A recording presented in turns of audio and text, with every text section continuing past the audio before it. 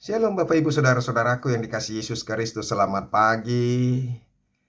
Apa kabar? Semoga kita dalam keadaan yang sehat. Biarlah hari ini hari yang memberikan sukacita, memberikan kebahagiaan, memberikan damai sejahtera kepada kita.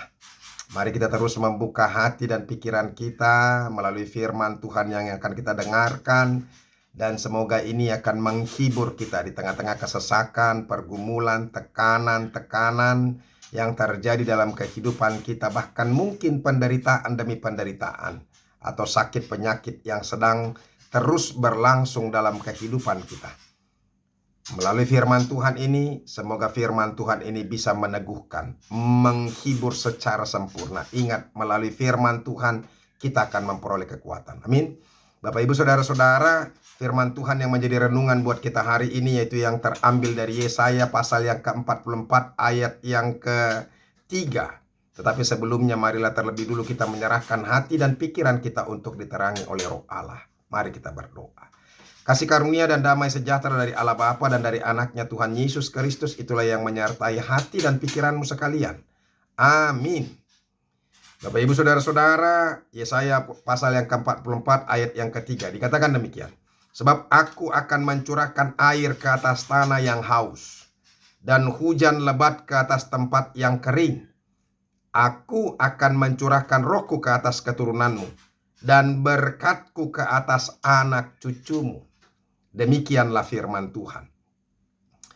Bapak Ibu Saudara-saudaraku yang dikasihi Yesus Kristus, pembuangan Babel ini menghancurkan sendi-sendi kehidupan umat pilihan Tuhan. Mereka merasa bahwa hidupnya sudah porak-poranda. Mereka merasa terganggu, hancur, baik secara kemanusiaan maupun secara imani. Secara kemanusiaan mereka sudah tidak memiliki harga diri lagi karena mereka adalah bangsa yang terbuang, bukan bangsa yang berdaulat. Mereka menjadi bangsa yang diperbudak. Mereka ditawan. Mereka harus mengikuti kerja paksa atau rodi. Mereka tidak bebas lagi menentukan sikap, menentukan arah dan apa yang harus mereka lakukan dalam kehidupan karena mereka adalah bangsa yang terjajah itu. Secara imani mereka menganggap bahwa masa depan mereka sudah tidak ada lagi. Tuhan sudah tidak berada di tengah-tengah mereka. Bahkan Tuhan sudah meninggalkan mereka. Mereka sudah tidak mempunyai harapan yang baik lagi untuk masa depan. Bahkan mereka sudah tidak memiliki lagi masa depan yang baik. Nah, saudara-saudara, di tengah-tengah situasi yang seperti inilah Tuhan memakai Yesaya untuk memberikan penghiburan kepada mereka, untuk menguatkan, meneguhkan mereka bahwa mereka tidak pernah sendiri. Di tengah-tengah pergumulan yang terjadi, Tuhan tetaplah menjadi Tuhan bagi mereka. Makanya saudara-saudara, judul daripada perikop ini, Tuhan satu-satunya Allah.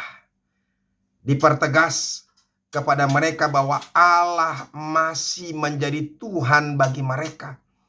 Sekalipun mereka terbuang, sekalipun mereka terjajah, sekalipun mereka tidak bebas lagi untuk melakukan sekehendak hati mereka, tapi bukan berarti bahwa masa depan mereka tidak ada. Bukan berarti bahwa Tuhan sudah meninggalkan mereka, bahwa Tuhan sudah tidak memperhatikan mereka. Ada kalanya situasi sulit itu diizinkan Tuhan terjadi supaya kita menyadari apa yang perlu kita perbaiki.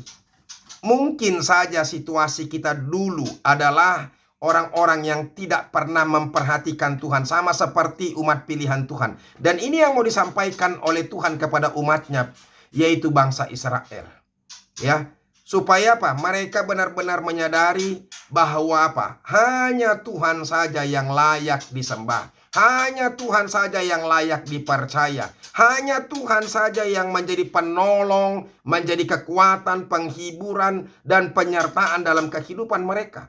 Maka jangan pernah beralih sedikit pun dari Tuhan. maka Tuhan akan menghukum mereka. Nah, situasi itu sudah terjadi. Mereka sekarang sudah terbuang, ya. Tetapi bukan berarti pembuangan itu untuk menghabisi mereka. Tetapi justru pembuangan itu dipakai oleh Tuhan untuk apa? Melatih mereka untuk menjadi anak-anak Tuhan. Menyadari sikap-sikap mereka selama ini yang tidak baik. Sikap-sikap yang keras kepala, yang tidak pernah mau mendengarkan Tuhan.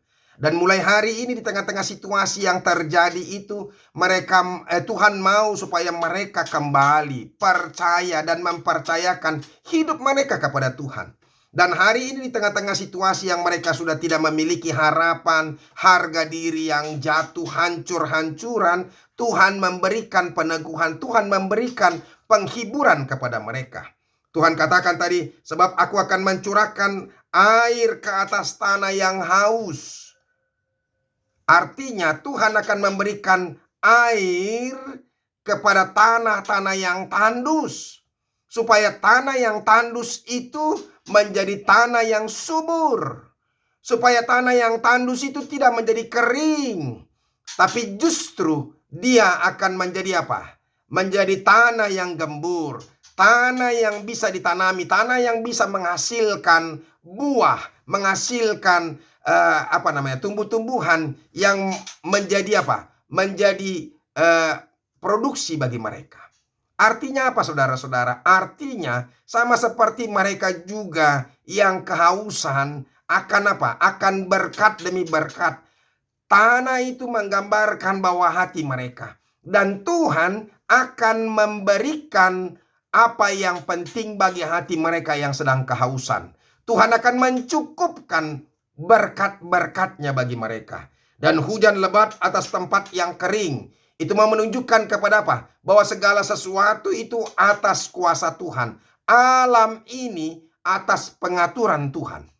Makanya kita harus percaya, engkau harus percaya, itu yang mau disampaikan oleh firman Tuhan sebenarnya kepada umat pilihan Tuhan. Umat Tuhan harus percaya bahwa Tuhan yang berkuasa.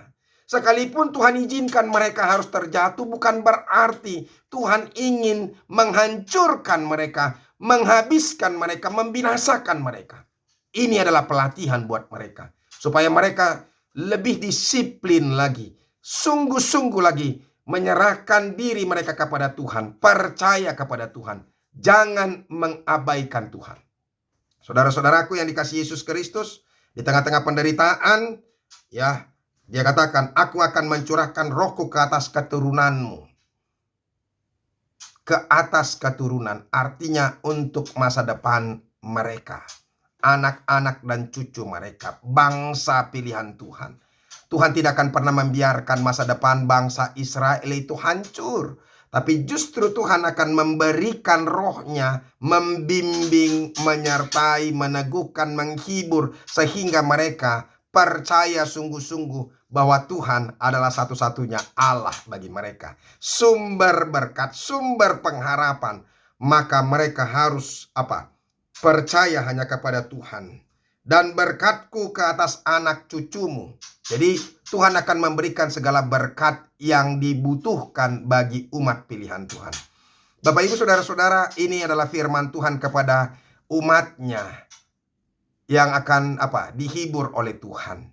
Sekarang ini firman Tuhan ini datang kepada kita, yang akan menghibur kita di tengah-tengah kesesakan, di tengah-tengah penderitaan, di tengah-tengah pergumulan.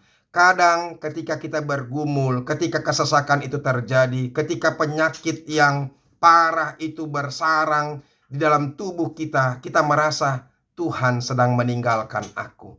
Aku sudah tidak punya masa depan lagi. Aku sudah tidak punya pengharapan lagi.